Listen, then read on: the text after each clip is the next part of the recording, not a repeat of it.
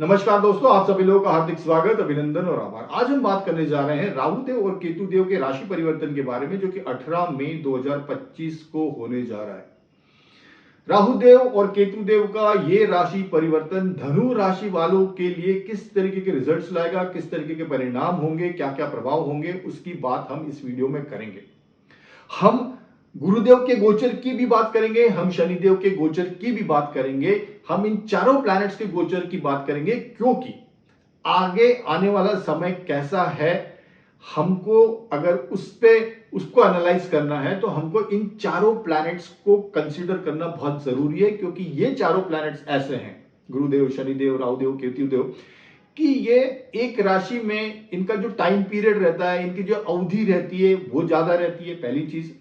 दूसरी चीज, इन चारों प्लैनेट्स के जो प्रभाव है, जो इन्फ्लुएंस है, जो इफेक्ट्स है, वो दूरगामी है।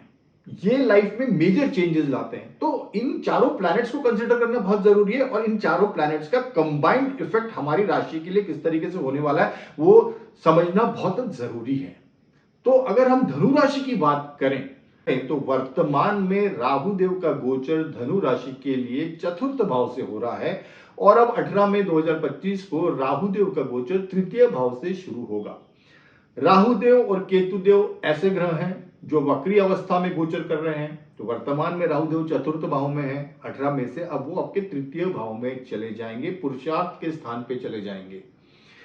केतु देव धनु राशि वालों के लिए वर्तमान में दशम भाव में गोचर कर रहे हैं, और 18 मई 2025 को केतु देव दशम भाव से नवम भाव में गोचर शुरू करेंगे।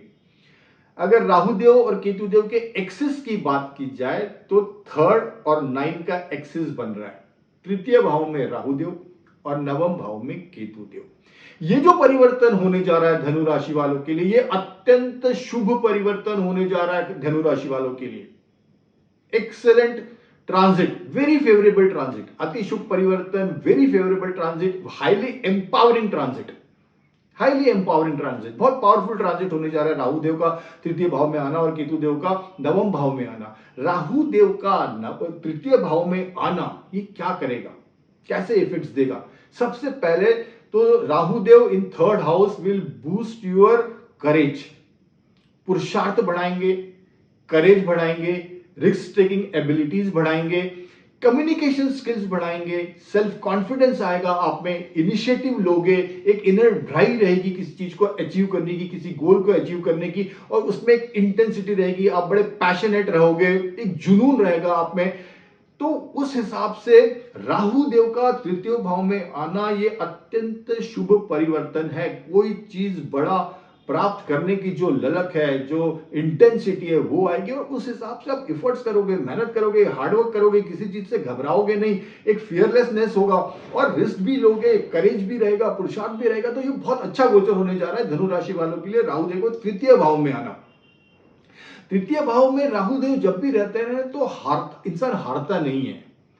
वो एक नेवर डाई एटीट्यूड दे देते हैं राहु देव तृतीय भाव में, कि कुछ भी हो जाए, कितनी भी विकट परिस्थिति आ जाए, बट हार न मानने की जो कैपेसिटी है, हार न मानने की जो कैपेसिटी है, लड़ने की जो कैपेसिटी है, फाइटिंग बैक वाली जो कैपेसिटी है, कि कुछ भी हो जाए, कितने भी प्रॉब्लम्स लाइफ में आ जाए, स्ट्रगल आ जाए, बट हम फिर से उठ के खड़े होंगे।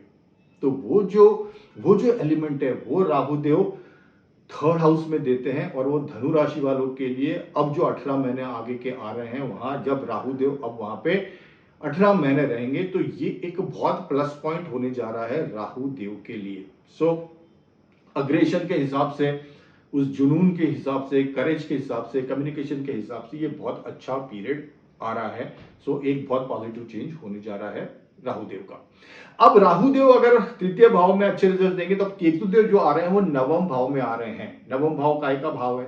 नवम भाव धर्म का स्थान है, भाग्य का स्थान है, फॉर्चून का स्थान है, गुरुजनों का स्थान है, पिता का स्थान है, संस्कारों का स्थान है, ट्रेडिशनल बिलीफ सिस्टम का स्थान है।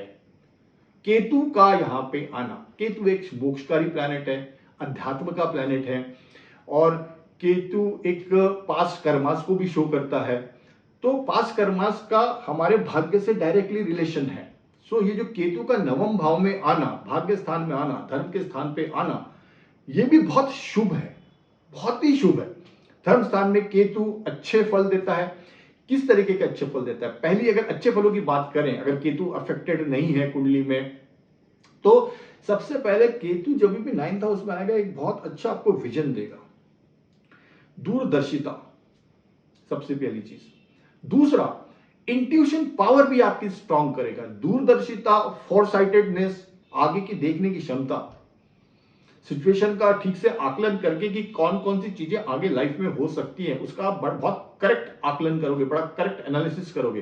सो Ketu in 9th house for धनु rashi will give you a great vision, a great foresightness, plus your intuition power will increase, your intuition power will enhance, और उसके कारण इफेक्ट क्या होगा? You will take the right decisions, patience के साथ you will take the right decisions, plus you will have a deep spiritual insights also, deep spiritual insight, जो आपका inner bend होगा या इनर इंक्लिनेशन होगा, वो धर्म की तरफ होगा, बिलीफ सिस्टम्स की तरफ होगा, गुरुजनों की तरफ होगा, पिता की तरफ होगा।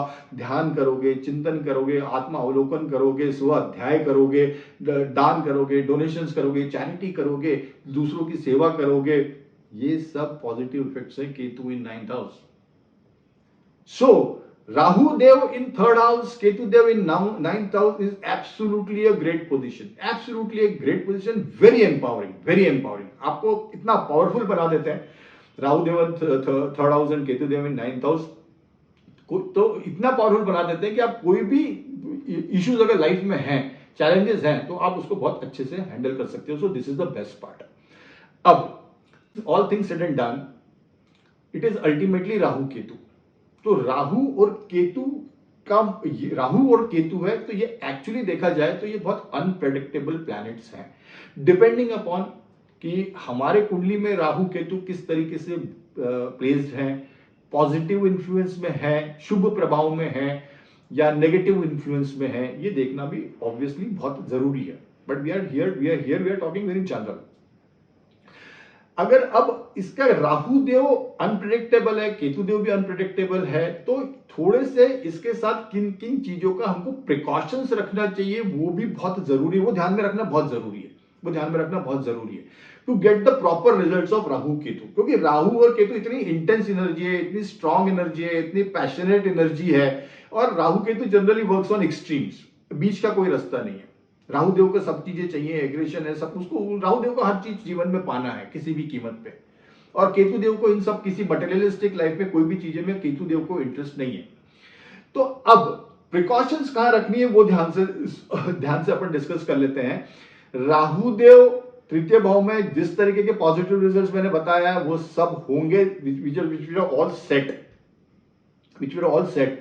प्रॉब्लम यहां पे क्या हो सकता है कि अब जैसे कि राहु इन 3rd हाउस आपको रिस्क टेकिंग एबिलिटीज देता है, बट अगर आप अननेसेसरी रिस्क लोगे तो यहां पे प्रॉब्लम है।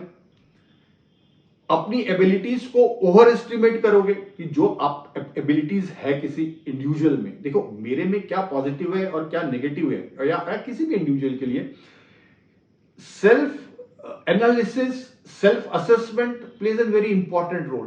Rather I will say self assessment, self honest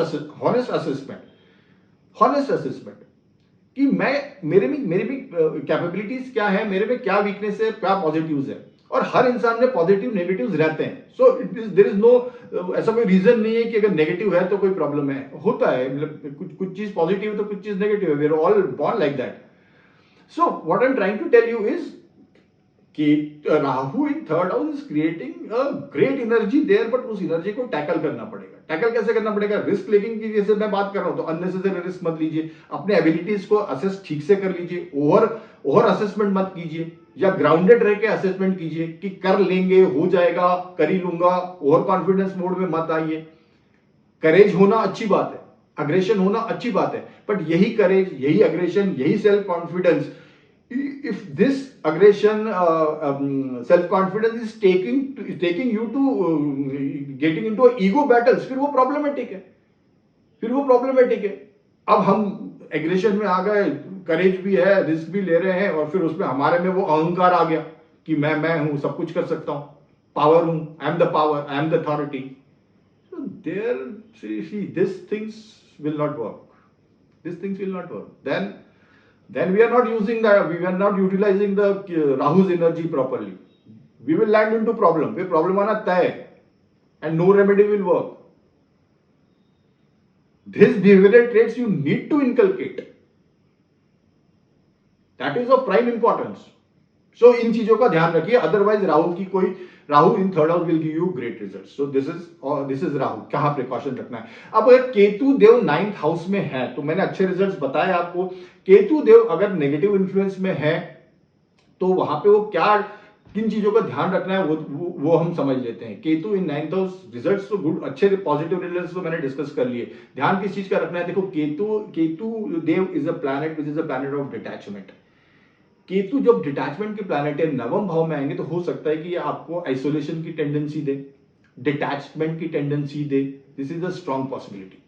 और केतु अगर 9th हाउस में है तो हो सकता है कि जो ट्रेडिशनल बिलीफ सिस्टम्स है, हमारा धर्म है, हमारे धर्म हमको जो सिखाता है, या हमारा जो ट्रेडिशनल बिलीफ सिस्टम्स है, या आपके फैमिली के जो संस्कार हैं, हो सकता है कि अगर ये नेगेटिव इन्फ्लुएंस में है तो आप इन चीजों के अगेंस्ट में रिवॉल्ट कर दो. You will have a revolting nature. आप धर्म को ही ना मानो, ट्रेडिशनल जो हमारा बिलीफ सिस्टम्स है उसी को ना मानो, आप कुछ तीसरा कुछ अलग ही करो. पिता का आदर ना करो, गुरुजनों का आदर ना करो, वो जो सीख दे रहे हैं, वो जो चीज समझा रहे हैं, जो मेंटर्स हैं, कोचेस हैं, आपके बड़े बुजुर्ग लोग हैं, उनका आप न मानो और अपनी मनमानी करो. और ये थॉट प्रोसेस से कि इन सब चीजों से क्या होता है, मैं तो कुछ अलग करूंगा, तो यहां पे फिर ये केतु देव हमको रिजल्ट्स बराबर नहीं देंगे. ये ध्यान रखिएगा. और एक चीज और ध्यान रखिएगा, ये जो एक्सिस आ रहा है ये पुरुषार्थ, 3rd हाउस इज एफर्ट्स, पुरुषार्थ, और 9th हाउस इज भाग्य, फॉर्च्यून, डेस्टिनी. सो पुरुषार्थ और डेस्टिनी ये राहु केतु एक्सिस से कनेक्ट हो रहे हैं. सो अगर हमने राहु के भी प्रिकॉशंस नहीं लिए, केतु के भी प्रिकॉशंस नहीं लिए, तो it will going to affect our destiny. ये जो भाग्य में रुकावटें आना शुरू हो जाएंगी, कितना भी एफर्ट्स करने के बाद भाग्य साथ नहीं देगा, ये ध्यान रखिएगा. सो राहु के हिसाब से जो एनर्जी है उसको पॉजिटिवली यूज करना है. केतु के हिसाब से रिवोल्टिंग नेचर जो है, बिलीफ सिस्टम के अगेंस्ट में काम नहीं करना है, अनलॉफुल एक्टिविटीज नहीं करनी है, सबका आदर करना है, गुरुजनों, पिताजी, टीचर्स, आपके जो मेंटर्स, कोचेस, सबको साथ लेके चलना है. क्योंकि ये आपको, अगर आप इस तरीके से एक्ट करोगे तो ये आपको एक इंस्पिरेशन देगा, एक मोटिवेशन देगा, और ये जो गाइडेंस होगा ये आपके लिए लाइफ में बहुत इंपॉर्टेंस होगा. सो आपको उस बाउंड्रीज में ऑपरेट करना है. सो this is all about Rahu Ketu की पॉजिटिव ट्रांसफॉर्मेशन है, पॉजिटिव परिवर्तन है धनु राशि वालों के लिए. साथ में ध्यान क्या रखना है वो भी मैंने आपको डिटेल में समझाया. सो this is all about Rahu Ketu. Now अब हम बात करते हैं गुरुदेव की. गुरुदेव की बात करें तो 14 मई 2025 को गुरुदेव आपके लिए 7th भाव में आ गए हैं. तो ये जो गुरुदेव का राशि परिवर्तन है, 6th भाव से 7th भाव में आना, 6th हाउस से 7th हाउस में आना, ये भी एक बहुत पॉजिटिव परिवर्तन हुआ है आप लोगों के लाइफ में. और ये गुरुदेव जब 7th भाव में रहेंगे तो इनकी दृष्टियां एकादश भाव पे रहेगी, 1st भाव पे रहेगी और 3य भाव पे रहेगी. तो जब इनकी 5th दृष्टि एकादश भाव पे रहेगी तो ये जो गुरुदेव का ट्रांजिट है, सबसे पहले तो ये गुरुदेव का ट्रांजिट आपके लिए बहुत अच्छी ब्लेसिंग है, आपको एक प्रोटेक्शन देगा. और अगर गेन्स की बात करें तो इनकी जो 5th दृष्टि है वो एकादश भाव पे है, तो लाभ की स्थितियां बनेंगी, प्रॉफिट की स्थितियां बनेंगी, करियर में प्रमोशन हो सकता है, करियर में इंक्रीमेंट हो सकता है, बड़े बड़े लोगों से आपके कॉन्टैक्ट्स होंगे, इन्फ्लुएंशियल लोगों से आपके कॉन्टैक्ट्स होंगे, आपका फ्रेंड सर्कल आपको सपोर्ट करेगा. और गेन्स की दृष्टि से ये जो गुरुदेव की जो 5th दृष्टि आपके एकादश स्थान पे आ रही है, ये बहुत ही अच्छी है, बहुत अच्छी है, बहुत अच्छी है. तो गेन्स इच्छा पूर्ति भी हो सकती है, कोई बड़ी इच्छा पूर्ति भी आपकी हो सकती है, क्योंकि 5th दृष्टि एकादश स्थान पे. गुरुदेव की अगर 7th दृष्टि की बात करें तो 1st स्थान पे आ रही है. 1st स्थान पे गुरुदेव की दृष्टि आना, और गुरुदेव की दृष्टि धनु राशि पे ही आ रही है. गुरुदेव 7th भाव में है, मिथुन राशि में रहेंगे, और उनकी जो 7th दृष्टि है वो धनु राशि, अपने राशि पे ही आ रही है. अपने राशि पे गुरुदेव की दृष्टि, क्योंकि हमारे राशि स्वामी गुरु है और उनकी दृष्टि हमारे लग्न पे रहेगी, 1st हाउस पे रहेगी. तो this will bring a very positive transformation in your life. Positive, एक आपकी पर्सनालिटी में एक पॉजिटिव चेंज आएगा, आपके एटीट्यूड में एक पॉजिटिवली चेंज आएगा, माइंडसेट में एक पॉजिटिव चेंज आएगा. You will feel motivated, you will feel inspired, और एक बहुत पॉजिटिव एक अलग एनर्जी आप फील करोगे, एक अलग वाइब्स अलग फील करोगे, बहुत पॉजिटिव वाइब्स फील करोगे। पर्सनल ग्रोथ पे फोकस करोगे, पर्सनल डेवलपमेंट पे फोकस करोगे, और ओवरऑल जो गुरुदेव की दृष्टि लग्न भाव पे होना यह अति शुभ है। तो गुरुदेव की एकादश दृष्टि भी लाभ दे रही है, गुरुदेव की सप्तम दृष्टि जो लग्न भाव पे फर्स्ट हाउस पे आ रही है वो भी लाभ दे रही है, और गुरुदेव की जो नवम दृष्टि है वो तृतीय भाव पे रहेगी, और तृतीय भाव में राहु देव भी रहेंगे। तो ये और अच्छी बात है। तो राहु देव तृतीय भाव में कुंभ राशि में रहेंगे, तो कुंभ राशि जो है वो शनि देव उनके प्राइमरी रूलर होते हैं कुंभ राशि के, और जो को रूलर होते हैं वो राहु देव रहते हैं, और इन राहु देव पे जो तृतीय भाव में रहेंगे उन पे गुरुदेव की नवम दृष्टि रहेगी। तो राहु देव कंप्लीटली चेक एंड बैलेंस में रहेंगे, चेक एंड बैलेंस में रहेंगे। तो राहु देव पे गुरुदेव की दृष्टि होना, राहु देव भी अच्छे फल देंगे, और गुरुदेव की की नवम दृष्टि तृतीय भाव पे है। तो वो जो फलों में की हमने बात की थी, राहु के पॉजिटिव फलों की जो बात की थी, उसमें और वृद्धि होगी, और आप जो भी चीज करोगे वो बड़े कैलकुलेटेड और सही ढंग से करोगे। कम्युनिकेशन स्किल्स बढ़ेगी, भाइयों का साथ मिलेगा, सपोर्ट सिस्टम आपका अच्छा होगा। सो फाइनेंशियल गेन्स के हिसाब से अच्छा है, पर्सनालिटी ओवरऑल पर्सनल ग्रोथ के लिए अच्छा है, सपोर्ट सिस्टम आपका अच्छा रहेगा। तो ये गुरुदेव का जो प्लेसमेंट हुआ है अभी 14 में 2025 को, ये आपके लिए बहुत अच्छा हुआ है। तो अब नेट सिचुएशन क्या बन रही है कि राहु देव केतु देव का भी पॉजिटिव ट्रांजिट हो रहा है, गुरुदेव का ऑलरेडी राशि परिवर्तन कर चुके हैं और उनके इफेक्ट्स भी बहुत पॉजिटिव हैं। तो ये तो हुई राहुदेव केतुदेव और गुरुदेव की बात। अब हम आते हैं शनिदेव की गोचर की बात करते हैं। अब शनिदेव की गोचर जो है वो 29 मार्च 2025 से आपके लिए चतुर्थ भाव में शुरू हो गया। चतुर्थ भाव में धनु राशि वालों के लिए शनिदेव का गोचर होना, इसका मतलब ये हुआ कि शनिदेव की अड़ैया शुरू हो गई है। क्या शनिदेव की अगर अड़ैया शुरू हो गई है तो ये चैलेंजेस क्रिएट करेगी?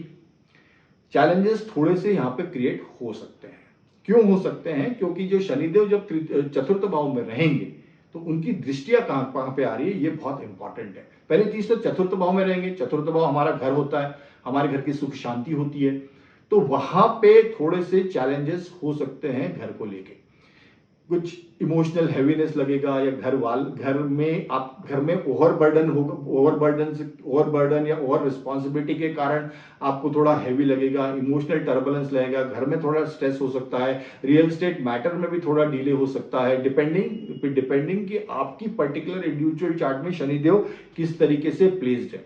But the best part is कि शनिदेव चतुर्थ भाव में है धनु राशि के लिए, आई एग्री, बट शनिदेव कौन सी राशि में है? शनिदेव मीन राशि में है, चतुर्थ भाव में। मीन राशि किसकी राशि होती है? गुरुदेव की राशि होती है, और गुरुदेव सप्तम भाव में रहेंगे तो फेवरेबल है। सो कुछ अनिष्ट कुछ नहीं होने वाला है, there is no damage going to happen. Challenges अपनी जगह पर हैं, बट उसको कोप करने के लिए, उसको काउंटर करने के लिए गुरुदेव का भी साथ है, राहुदेव और केतुदेव का भी साथ है।